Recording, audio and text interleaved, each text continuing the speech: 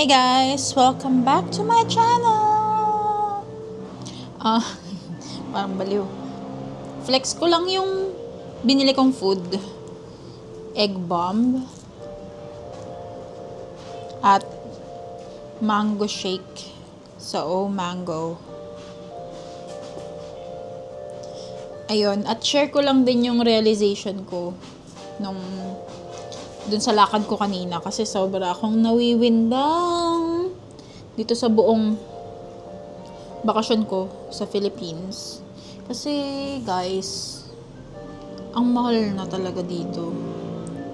As in. Kasi nako-compare ko siya sa cost of living sa Australia and merong mga bagay na ayan ang ingay, sorry. May mga bagay na sobrang mas mura dito compare doon. Pero may mga bagay din na same level lang ng price. At meron ding mas mahal dito kaysa doon.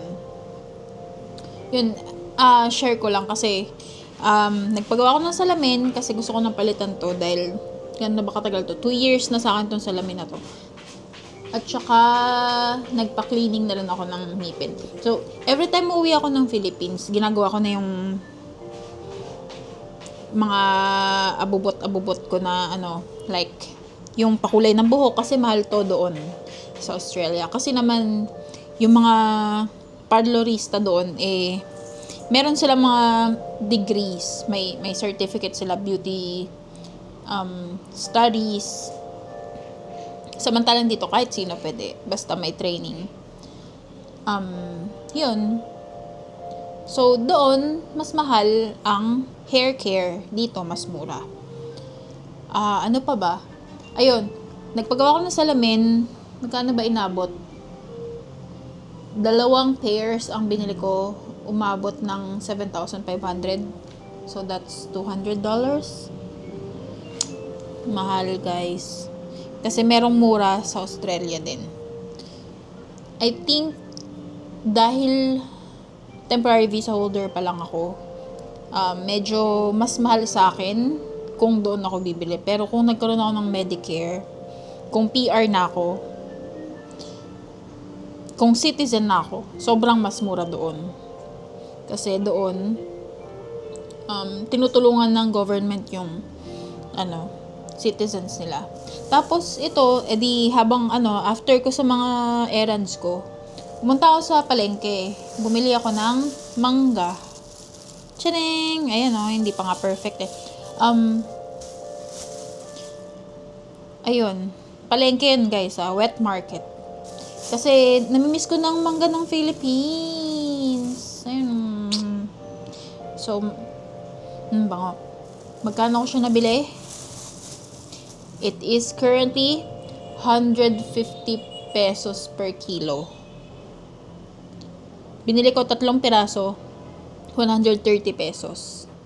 Ang mahal. Hindi ko alam kung dahil lang ba in demand ngayon ang mango dahil maraming gagawa ng mango float at mango graham. Pero ang mahal niya. Kasi again, na-compare ko sa Australia. May nabili ako dati doon na 4 pieces yata yun. Tama ba? Hindi ko sure. But I think yes, 4 pieces, $3. Same dito. Same price dito. Doon yung 4 pieces nila, dito 3 pieces lang. So, guys, ano nangyayari? First world country doon. At supposedly, mas mahal ang cost of living doon. Pero, lumalaban yung Philippines eh. Anyway, ito. Binili ko to egg bomb. Egg bomb. Sa Food Panda. Ayan. Kahit nasa kalagitnaan ako ng mga bagay-bagay, tinatamad akong babae. Ayan. Ito yung presyo. Guys, spam and cheese na egg bomb, 220 pesos. Magkano yun? 220 divided by 37. $6 to. $6. At ito, Itong drink, mango shake. Ano ba tawag ito? Mango basic something. 165. This is $4. Australian dollars. Pero, nakakuha akong discount dahil, ewan ko, sa Food Panda. Ang total niya lang is $2.89. Diba? 37, $7.80. So, ito, $7.80. Alam niyo ba, sa Australia, ang kinakain namin doon for 2 people ay Smart Meal. Max Smart Meal ang tawag. So, yung Max Smart Meal, 2 ng burger yun. Isang drink. Isang fries. For 2 people. So, guys, kasing presyo lang nito ang for 2 people. Tapos, isa pa tong oh my gosh. Yung, ewan ko lang kung sa probinsya iba, pero dito sa Metro Manila, ang mahal-mahal ng renta. Hindi ko alam kung dahil Airbnb ako, pero nagtitingin ako ng mga for rent na monthly, mahal din. Kung bibili din, mahal din. So, hindi ko alam kung ba't ganun. Ito. 6 minutes na ngayon pala kakain. So, try natin to.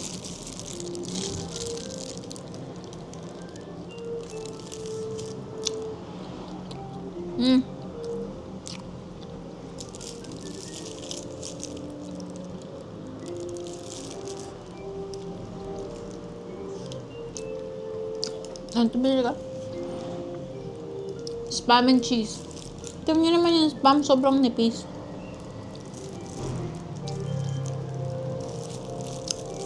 Tapos yung bread niya,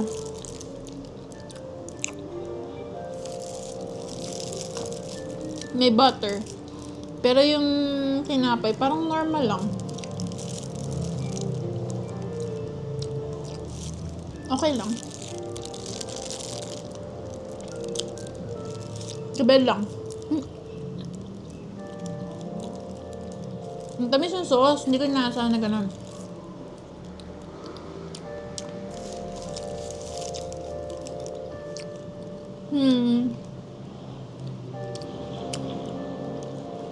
Kung binili ko siya na hindi discounted, 220 pesos. Hindi worth it, guys. Gawin niyo na lang sa bahay. Dito kasi hirap ako magluto. Hirap pag Airbnb ka lang.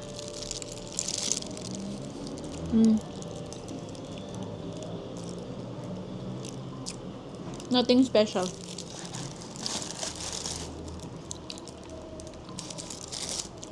Ganda lang nilagyan.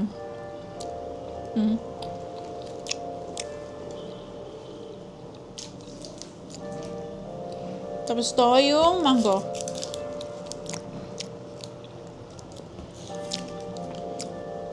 Meron dapat percent pero pinatanggal ko.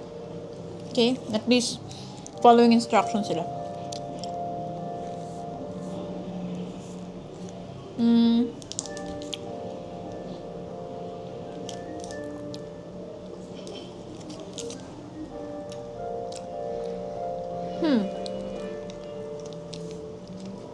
Hindi ko masabi kung totoong mango siya or hindi.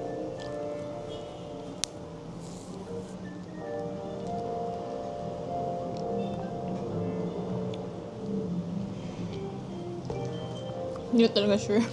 Hindi ko masabi kung powdered ano lang siya or hindi. But yes.